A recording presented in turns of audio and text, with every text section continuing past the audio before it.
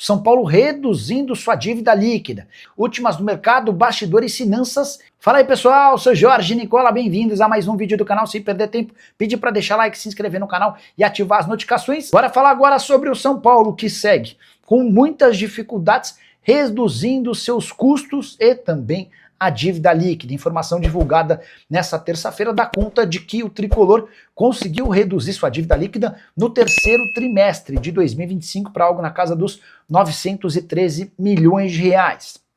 Parece uma redução pequena, mas é importante registrar que o São Paulo vinha nos últimos anos aumentando a sua dívida. Então, só de não aumentá-la já é uma grande vitória. Tricolor que fez uma série de economias, não investiu em nenhuma contratação de atleta para o departamento de futebol profissional. Todos os jogadores que chegaram a custo zero, apenas em troca de salários, direitos de imagem e luvas.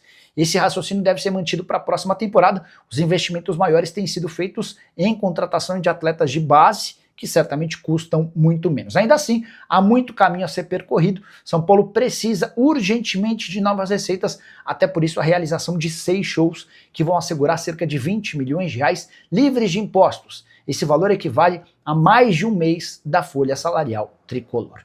Que nota você dá para os dirigentes do São Paulo? Já uso o espaço para comentário para registrar sua opinião, beleza? Alguma coisa do São Paulo, Caleri e Oscar. Fernando, o Caleri está trabalhando para voltar ao Brasil, para voltar ao São Paulo ainda nesse ano.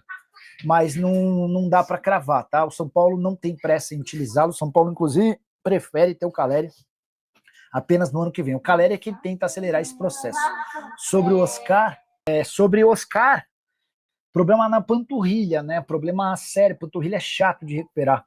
Possível que o Oscar só se coloque à disposição para a próxima temporada, tá? O Oscar tem contrato com o São Paulo até dezembro de 27. Boa noite, Nicola. O que sabe sobre o Márcio do São Paulo? Ele tem boas ideias para a temporada que vem? Rodrigo Madeira está se referindo ao Márcio Carlo Magno, que é o superintendente do São Paulo e que, coisa de 15 dias atrás, virou o homem forte do futebol do São Paulo. Considerei esse movimento feito pelo Júlio Casares muito arriscado, porque o Márcio Carlo Magno é o escolhido do Júlio para ser o candidato à presidência em dezembro do ano que vem. Imagina ameaçar ou arranhar a imagem desse cara num time de futebol que vinha de 7 derrotas nos últimos 8 jogos. O Júlio acabou tendo sorte ou competência do Márcio, porque desde que o Márcio assume, São Paulo vence o Bahia por 2-0 em casa, quebrando essa sequência ruim, e depois vence o Vasco da Gama num jogo complicadíssimo em São Januário, 2-0. Essas duas vitórias deram uma acalmada nos ânimos e mostraram que as primeiras medidas têm dado surtido efeito. O Márcio Carlo Magno pagou um dos meses de direitos de imagem, de direitos de imagem atrasado e prometeu pagar o outro agora no início do mês de novembro.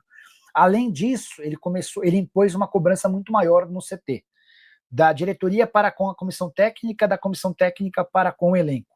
A ideia é conforto zero, todo mundo trabalhando mais, todo mundo se dedicando mais, todo mundo sendo mais cobrado, porque a interpretação do Márcio é de que havia muita comodidade, muita facilidade no São Paulo, e isso estava resultando num time confortável dentro de campo e que aceitava a derrota.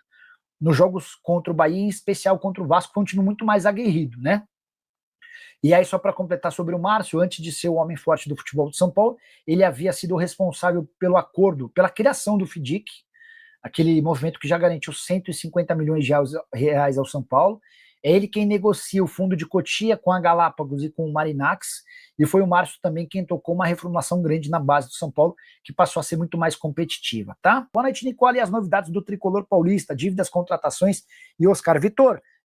O Rodrigo Capello contou hoje que o São Paulo conseguiu uma redução da sua dívida líquida, que é a dívida, assim, a dívida real, né? Só para pegar o número exato,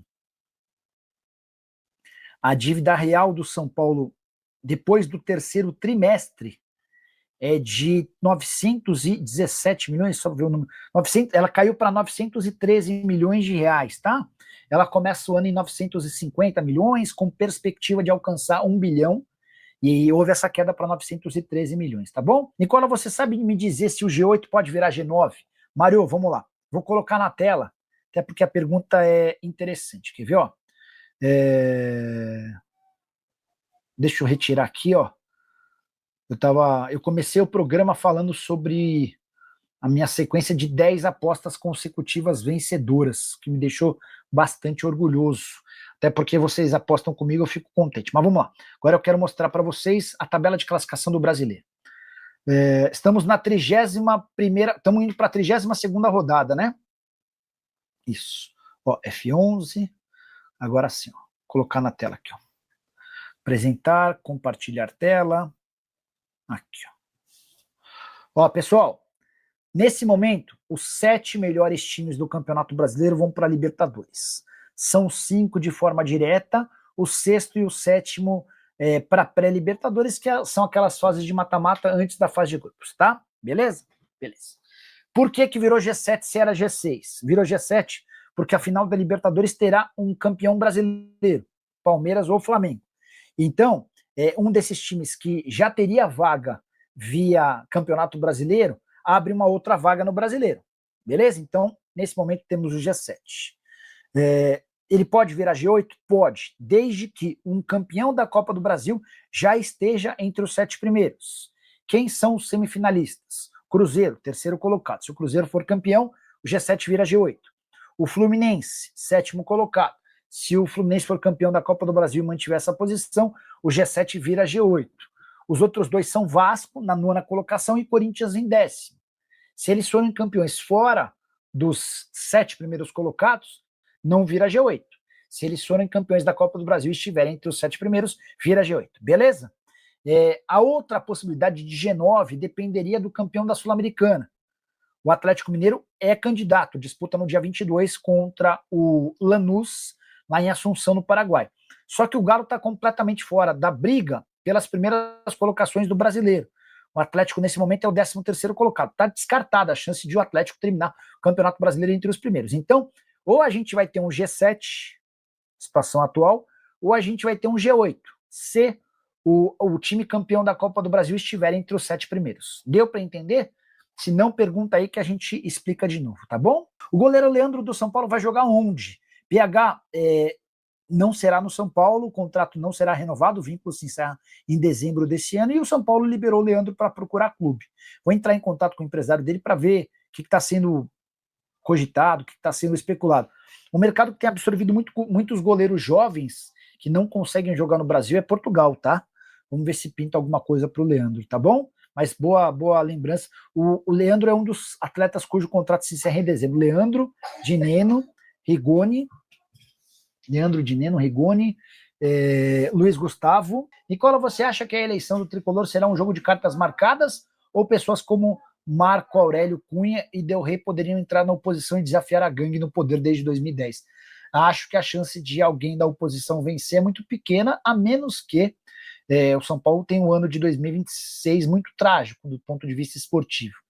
O conselho hoje está muito fechado com o Júlio Casares, tá?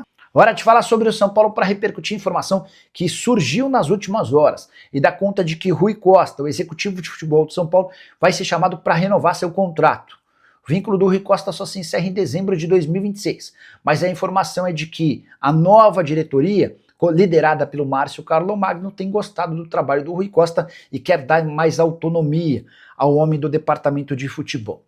Existe por trás disso uma possibilidade de dar força ao Rui Costa e tirar força de Carlos Belmonte, que era até outro dia o chefe do Rui Costa. Vale a lembrança de que o Belmonte não tem um cargo remunerado no São Paulo, mas havia sido escolhido pelo presidente Júlio Casares para atuar como diretor de futebol. E era ele quem comandava toda a pasta ligada ao futebol. Essa chance de o Rui Costa ganhar um aumento e uma extensão do seu contrato passa muito pela percepção de que aumenta-se a força do Rui Costa e tira ainda mais força do Carlos Belmonte, pressão para que o Belmonte peça a demissão do departamento de futebol de São Paulo. Ele e Júlio Casares andaram se estranhando. Só para completar ainda sobre esse assunto Rui Costa, o dirigente foi sondado por um dos candidatos à presidência do Grêmio. Na metade do ano, essa negociação acabou não se confirmando, especialmente porque o Marcelo Marques, que é dono da Marques Pan, acabou por desistir da sua candidatura à presidência do Tricolor Gaúcho. A saideira sobre o São Paulo Tricolor ainda tenta, junto à Live Nation, uma possibilidade de fazer pelo menos um jogo nessa temporada no Morumbi. Seria a partida do dia 3 de dezembro contra o Internacional. O último dos 6 shows que vão acontecer no estádio está marcado para 23 de novembro, o show do Oasis. E a ideia é que a desmontagem seja o mais rápido possível, a desmontagem do palco, para que o São Paulo possa colocar o gramado, fazer a reforma e quem sabe atuar contra o Internacional no dia 3 de dezembro, se o São Paulo estiver na briga por vaga em Libertadores da América. Acho o esforço extremamente interessante. Alan Franco e Enzo Dias tomaram o terceiro cartão amarelo e não enfrentam o Flamengo nessa quarta-feira na Vila Belmiro.